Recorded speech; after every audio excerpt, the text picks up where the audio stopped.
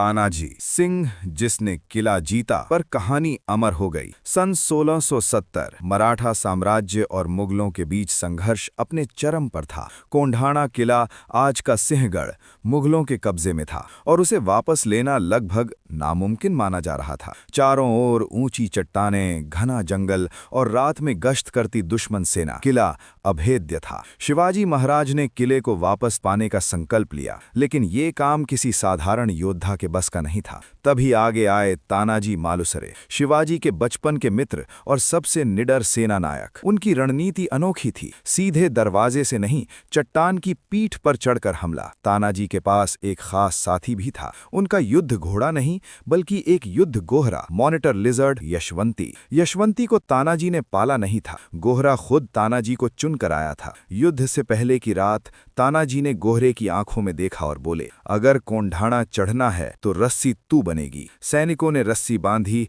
गोहरा चट्टान पर चढ़ा और सेना उसके पीछे पीछे ऊपर बढ़ने लगी। जंगल में सिर्फ रस्सी की खिंचावट, पत्तों की हल्की कंपन और तानाजी की सांसों की आवाज। दुश्मन समझ नहीं पाए कि हमला कहां से होगा, क्योंकि मराठे दिखाई नहीं दे रहे थे, बस बढ़ रहे थे। जैसे ही तानाजी किले की दीवार पर पहुंचे, पहला वार तलवार से नहीं, गर्जना से हुआ। युद्ध शुरू हुआ।